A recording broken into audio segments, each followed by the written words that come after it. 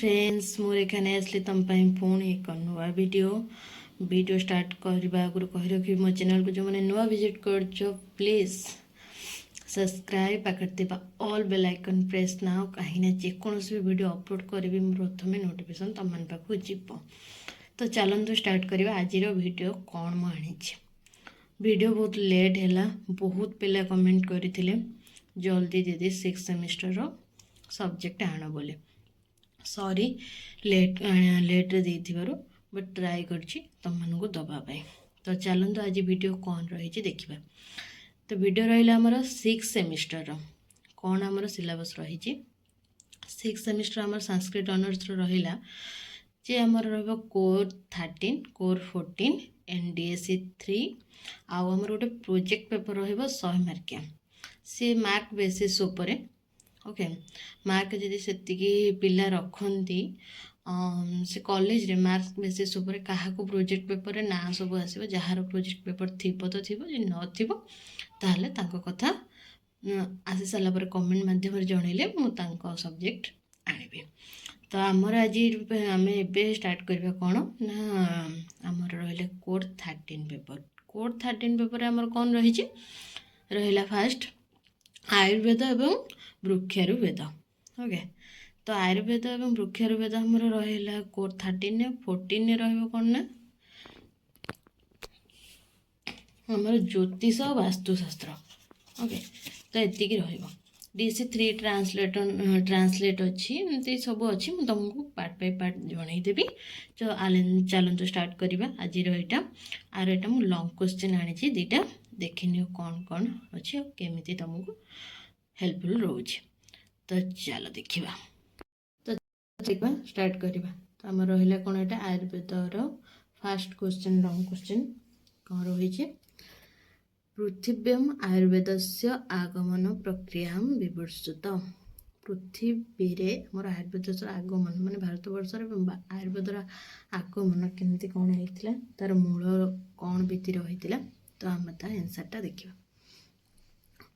तो चलो देखा तार कौन रही उत्तर भारतवर्ष रे चिकित्सा शास्त्र मूल भित्ति प्रतिष्ठित होता यार प्रमाण होउछि पृथ्वी विख्यात आयुर्वेद ग्रंथ चरक संहिता। यही ग्रंथ पाई प्रत्येक भारतीय निजको गर्वित मन करिता। यही चरक संहिता आयुर्वेदर सर्वप्राचीनतम ग्रंथ। यह होउछि काय चिकित्सा साधकतंत्र प्रथमे पुनर्वर्षुआत्रेयଙ୍କ ଠାରୁ अग्निवेश आयुर्वेदर अध्ययन करथिले। अग्निवेशଙ୍କ भଳି भेଳ प्रभृति अन्य 5 जण सहपाठी थिले। सेमाने प्रत्येक गोटिए गोटिए संहिता रचना करथिले किंतु अन्य मानक अपेक्षा अग्निवेश कृत तंत्र बहु प्रचारित होइतिला ओके। हमर चरक अग्निवेश तंत्रर प्रति संस्कार करथिले तेणु तांको नाम अनुसार सही ग्रंथर नाम चरक संहिता। यही चरक संहिता 2 भाग में विभक्त यथा पूर्व भाग और उत्तर भाग। पूर्व भाग 5टी भाग में विभक्त प्रत्येक भाग अन्य केतोटी भाग में विभक्त। पूर्व भागर प्रथम भाग होउछि सूत्र स्थान एथिरे 30टी अध्याय रही दीर्घंजी वित्तीय अध्याय सूत्र स्थान अंतर्भुत। आयुर्वेद विषय कहवाकू जीवा बेले सर्वप्रथमे उपक्रम रूपे दीर्घंजी वित्तीय अध्यायर वर्णना करा जायछि।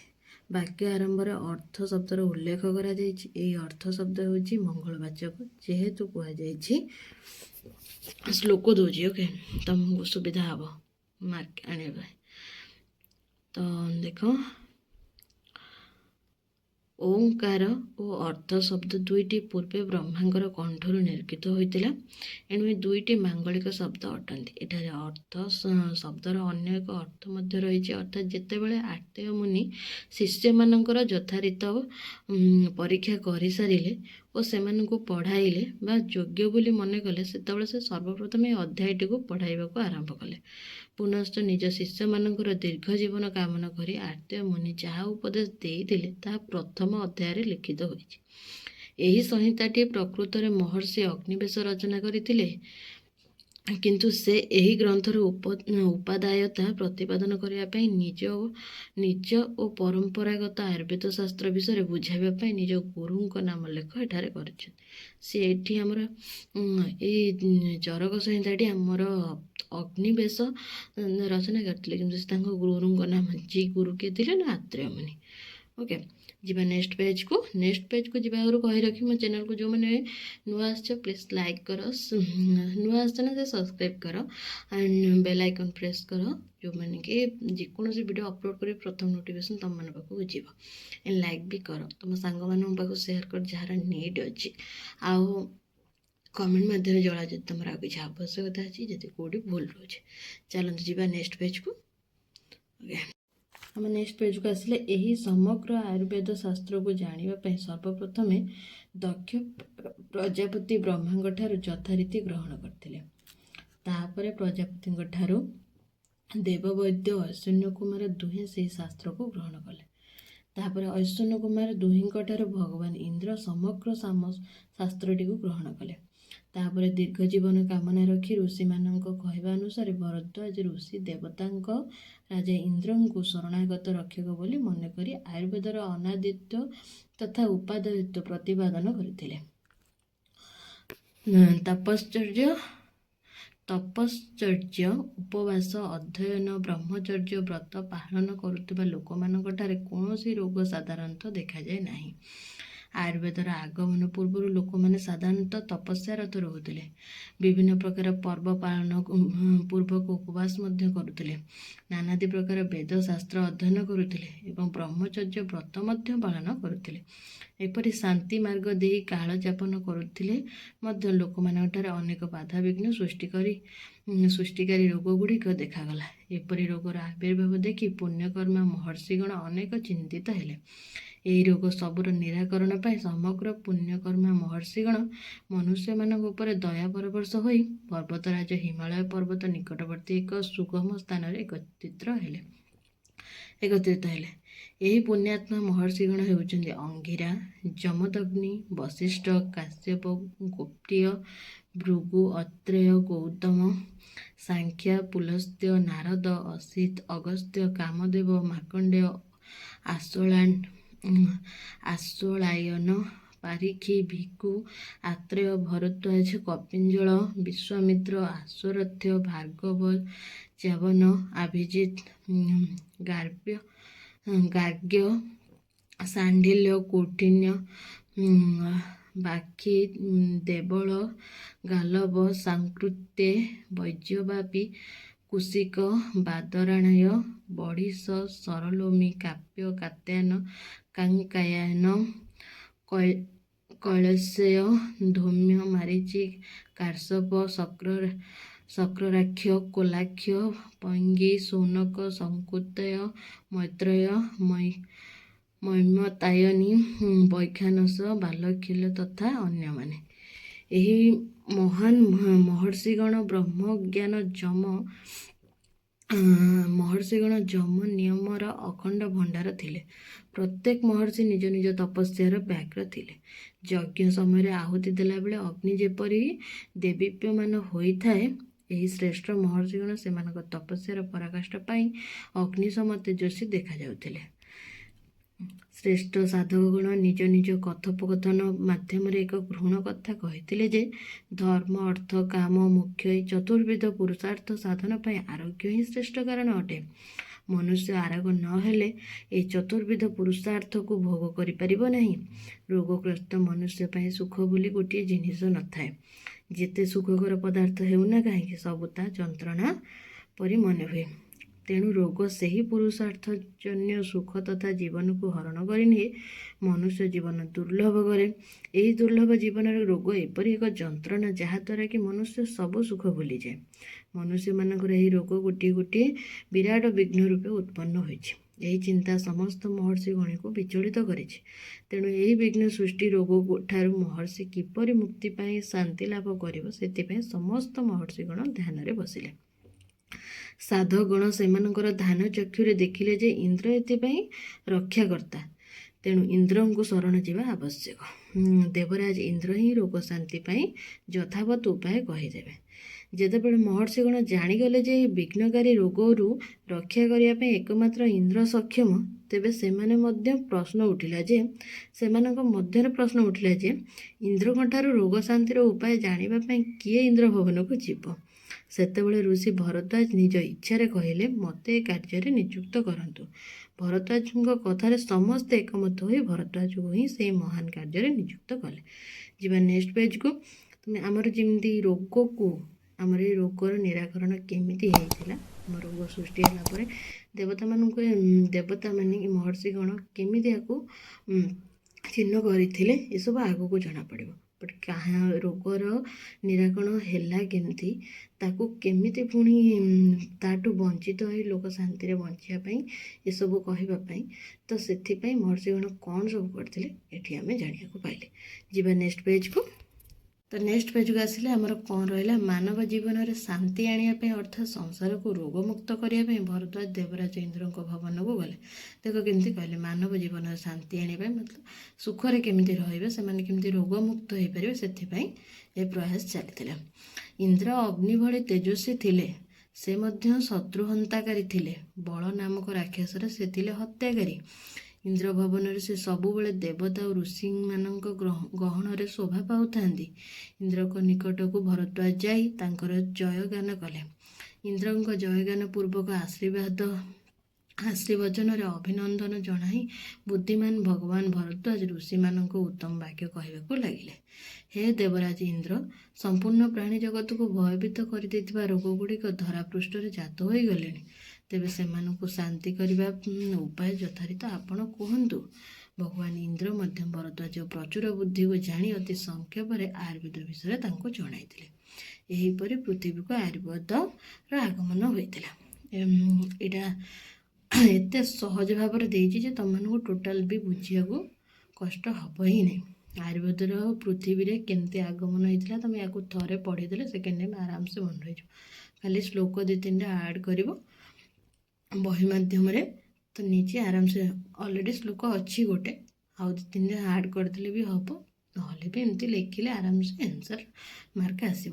ଯିବା ଆଉ ଗୋଟେ ଆମର ଲଙ୍ଗ୍ କୋଶ୍ଚିନ୍ ଆମର କ'ଣ ରହିଲା, ଆଉ ଗୋଟେ ଆୟୁର୍ବେଦ ଚିକିତ୍ସାୟାଃ ସାମାନ୍ୟ ନିର୍ଦ୍ଦେଶମ୍ ଲିଖତ।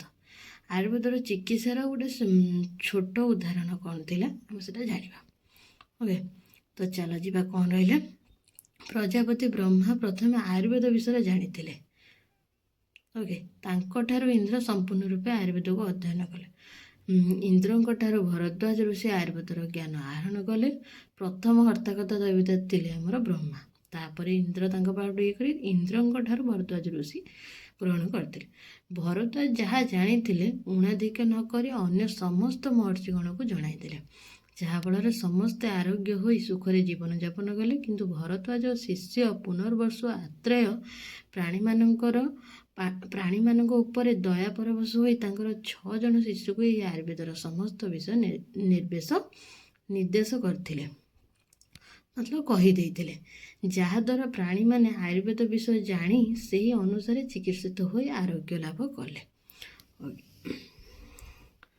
ଏହି ଆୟୁର୍ବେଦାନୁସାରେ ଶରୀର ଓ ମନ ଦୁଇଟି ହେଉଛି ରୋଗର ଆଶ୍ରୟସ୍ଥଳ, ପୁନଶ୍ଚ ଏହି ଦୁଇଟି ମଧ୍ୟ ସୁଖର ଆଶ୍ରୟସ୍ଥଳ।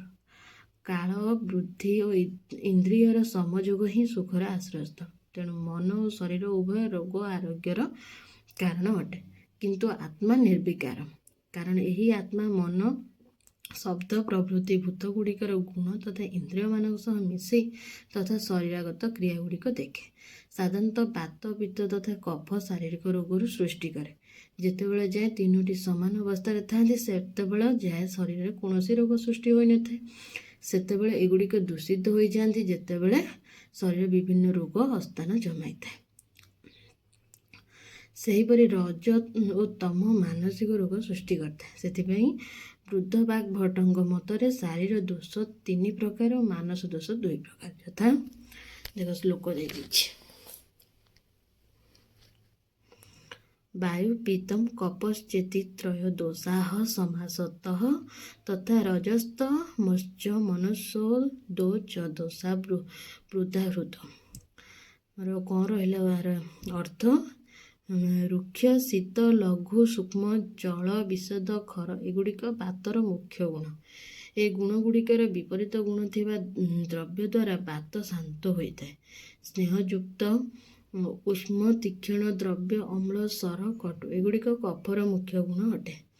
ଏଗୁଡ଼ା ସର୍ଟ କ୍ୱେଶ୍ଚିନ୍ ପଡ଼ିଯିବ, ତୁମକୁ ଏଗୁଡ଼ା ଟିକେ ଭଲସେ ମନେ ରଖିବାକୁ ପଡ଼ିବ। ସର୍ଟ କ୍ୱେଶ୍ଚିନ୍ ବି ଏଥିରେ ପଡ଼ିଯାଇପାରିବ ଆରାମସେ। ତୁମେ ଏଗୁଡ଼ା ଟିକେ ଭଲସେ ମନେ ରଖିଦେଲେ ଆରାମସେ ତୁମକୁ ସର୍ଟ କ୍ୱେଶ୍ଚିନ୍ ଲଙ୍ଗ୍ କ୍ୱେଶ୍ଚିନ୍ ସବୁକୁ ବୁଝେଇକି ଲେଖିବାକୁ ସହଜ ହେବ। ତ ଦେଖିବା ଆମର କ'ଣ ରହିଲା, ଏଗୁଡ଼ିକ କଫର ମୁଖ୍ୟ ଗୁଣ ଅଟେ। ଏହି ଗୁଣ ଗୁଡ଼ିକର ବିପରୀତ ଗୁଣ ଥିବା ଦ୍ରବ୍ୟ ଦ୍ୱାରା କଫର ଗୁଣକୁ ଶାନ୍ତ କରାଯାଇପାରେ। ଆୟୁର୍ବେଦ ଶାସ୍ତ୍ରରେ ରୋଗର ଚିକିତ୍ସା ସମ୍ପର୍କରେ ଅନେକ ଆଲୋଚିତ ହୋଇଛି। ଦେଶ ମାତ୍ରା ଓ କାଳ ଉପଲକ୍ଷଣ ମାତ୍ର ଅଟେ, ଅର୍ଥାତ୍ ଏହା ବ୍ୟତୀତ ଚିକିତ୍ସା ରୋଗୀର ଦୋଷ ବଳ ବିକାର ସତ୍ତ୍ୱ ସାମ୍ୟ ଔଷଧ ଜଠରାଗ୍ନି ତଥା ବୟସ ପ୍ରଭୃତିର ପରୀକ୍ଷା କରିବା ଉଚିତ। ବିଭିନ୍ନ ପରୀକ୍ଷା କରି ଯେଉଁ ରୋଗ ସାଧ୍ୟ ତାକୁ ନଷ୍ଟ କରାଯାଇପାରେ ଓ ଯେଉଁ ରୋଗ ଅସାଧ୍ୟ ନେକ୍ସଟ ପେଜକୁ ଯିବା ତାକୁ ନଷ୍ଟ କରାଯାଇପାରେ ନାହିଁ। ସାଧ୍ୟ ରୋଗକୁ ମଧ୍ୟ ଦୁଇ ଭାଗରେ ବିଭକ୍ତ କରାଯାଇଛି, ଯଥା ସୁଖ ସାଧ୍ୟ ଦୁଃଖ ସାଧ୍ୟ। ସେହିପରି ଅସାଧ୍ୟ ରୋଗ ମଧ୍ୟ ଦୁଇ ପ୍ରକାର, ଜାପ୍ୟ ଅନୁକାମ୍ପ୍ୟ। ଦେଖ ଇଏ ବି ସର୍ଟ କ୍ୱେଶ୍ଚିନ୍ ପଡ଼ିଯିବ। ଆମର ସାଧ୍ୟ ରୋଗକୁ କେତେ ଭାଗରେ ବିଭକ୍ତ କରେ, ଦୁଇ ଭାଗରେ। ଆମର କ'ଣ ରହୁଛି, ସୁଖ ସାଧ୍ୟ ଦୁଃଖ ସାଧ୍ୟ। ସେହିପରି ଅସାଧ୍ୟ ରୋଗ କେତେ ପ୍ରକାର, ଦୁଇ ପ୍ରକାର, ଜାପ୍ୟ ଅନୁକାମ୍ପ୍ୟ। ଜାପ୍ୟ ଆମର କ'ଣ, ଯେଉଁ ବିକାର ଯଥୋଚିତ ଔଷଧ ଖାଇବା ପର୍ଯ୍ୟନ୍ତ ଦବି ଯାଇଥାଏ ତାକୁ ଜାପ୍ୟ ରୋଗ କୁହାଯାଏ। ଏହି ଜାପ୍ୟ ରୋଗ ମଧ୍ୟ ଦୁଇ ପ୍ରକାର, ଯଥା ସୁଖ ଜାପ୍ୟ ଦୁଃଖ ଜାପ୍ୟ। ଅନୁକମ୍ପ୍ୟ କ'ଣ ରହିଲେ, ଆମର ଯେଉଁ ବିକାର ଔଷଧ ସେବନ କଲେ ମଧ୍ୟ ନଷ୍ଟ ହୁଏ ନାହିଁ କି ଦବେ ନାହିଁ ସେହି ରୋଗକୁ ଅନୁକମ୍ପ୍ୟ କୁହାଯାଏ। ଏଟା ସର୍ଟ କ୍ୱେଶ୍ଚିନ୍ ପଡ଼ିଯିବ, ଆରାମସେ ଟିକେ ମନେ ରଖିବ। ଜିହ୍ୱାର ଗ୍ରାହ୍ୟ ବିଷୟର ନାମ ରସ ଅଟେ। ଏହି ରସର ଜଳ ତଥା ପୃଥିବୀ ଦୁଇଟି ଦ୍ରବ୍ୟ ଅଟେ, ଅର୍ଥାତ୍ ରସ ଜଳ ଓ ପୃଥିବୀର ଆଶ୍ରିତ ଅଟେ। ଏହି ରସର ନିର୍ବୃତ୍ତ ଓ ମଧୁର ଅମ୍ଳ ପ୍ରଭୃତି ଭେଦ ଦୃଷ୍ଟିରୁ ଜଳ ତଥା ପୃଥିବୀ ହିଁ ମୁଖ୍ୟ କାରଣ। ଆକାଶ ବାୟୁ ଓ ଅଗ୍ନି ତିନୋଟି ପ୍ରଧାନ କାରଣ ଅଟନ୍ତି। ମଧୁର ଅମ୍ଳ ଲବଣ କଟୁ ତିକ୍ତ କଷାଇ 6 ରସ ଅଟେ। ଏହି ରସ ଗୁଡ଼ିକ ପରସ୍ପର ସଂଯୋଗବଶତଃ ଅନେକ ରସ ସୃଷ୍ଟି ହୋଇଥାଏ। ବାତ ପିତ୍ତ ଓ କଫ ଏ ତିନୋଟି ହିଁ ରୋଗର କାରଣ। ଏ ତିନୋଟି ସମାନ ରହିଲେ କୌଣସି ରୋଗ ହେବ ନାହିଁ, କିନ୍ତୁ ଯେତେବେଳେ ଏଗୁଡ଼ିକ ଦୂଷିତ ହୋଇଯାଆନ୍ତି ସେତେବେଳେ ବିଭିନ୍ନ ରୋଗ ସୃଷ୍ଟି ହୋଇଥାଏ। ତେଣୁ ଏଇ ଯେଉଁ 6 ରସ ରହିଛି ସେଥିରୁ ମଧୁର ଅମ୍ଳ ତଥା ଲବଣ ବାତକୁ ଶାନ୍ତି କରିଥାଏ। କଷା ମଧୁର ତିକ୍ତ ପିତ୍ତକୁ ଶାନ୍ତ କରିଥାଏ। କଷା କଟୁ ତିକ୍ତ କଫକୁ ଶାନ୍ତ କରିଥାଏ। ଏହି ଷଡ଼ ରସ ହିଁ ଶରୀରର ଆରୋଗ୍ୟ ଆଣିଥାଏ। ଯେଉଁ ଦୋଷ ପାଇଁ ଯେଉଁ ରସ ଆବଶ୍ୟକ ତାହା ହିଁ ଶରୀରକୁ ଯୋଗାଇ ଦେଲେ ସେହି ରୋଗ ଭଲ ହୋଇଥାଏ, କିନ୍ତୁ ଯେଉଁ ରସ ଯେଉଁ ରୋଗ ପାଇଁ ଦରକାର ନୁହେଁ ତାହା ଶରୀରରେ ପ୍ରୟୋଗ ହେଲେ ସେହି ରୋଗ କମିନଥାଏ, ବରଂ ଅତ୍ୟଧିକ ମାତ୍ରାରେ ବଢ଼ିଥାଏ। ଉଦାହରଣ ସ୍ୱରୂପ ମଧୁର ଅମ୍ଳ ତଥା ଲବଣ ଏହି ତିନୋଟି ରସ ବାତକୁ ଶାନ୍ତ କରିଥାଏ ଓ ଅନ୍ୟ ତିନୋଟି ରସ ଅର୍ଥାତ୍ କଟୁ ତିକ୍ତ ଓ କଷା ବାତକୁ ବଢ଼ାଇଥାଏ। ରସ ପରି ଦ୍ରବ୍ୟ ମଧ୍ୟ ଅତ୍ୟନ୍ତ ଉପଯୋଗୀ। କେତେକ ଦ୍ରବ୍ୟ ଦୋଷ ପ୍ରଶମନକାରୀ, କେତୋଟି ଦ୍ରବ୍ୟ ଧାତୁ ପ୍ରଶମନକାରୀ ଓ କେତୋଟି ଦ୍ରବ୍ୟ ସ୍ୱାସ୍ଥ୍ୟ ଉପଯୋଗୀ ହୋଇଥାଏ। ଏହି ଦୃଷ୍ଟିରୁ ଦ୍ରବ୍ୟ ତିନି ପ୍ରକାର। ପ୍ରଥମେ ରହୁଛି ଦୋଷ ପ୍ରଶମନ ଦ୍ରବ୍ୟ, ଦ୍ୱିତୀୟଟା ରହୁଛି ଧାତୁ ପ୍ରଶମନ ଦ୍ରବ୍ୟ, ଆଉ ତୃତୀୟଟା ହେଉଛି ସୁସ୍ଥ ବୃତ୍ତ ଉପଯୋଗୀ ଦ୍ରବ୍ୟ। ଆଉ ମଧ୍ୟ ଦ୍ରବ୍ୟକୁ ପୁଣି ତିନି ଭାଗରେ ବିଭକ୍ତ କରାଯାଇଛି, ଯଥା ଜାଙ୍ଗମ ଔଭିଦ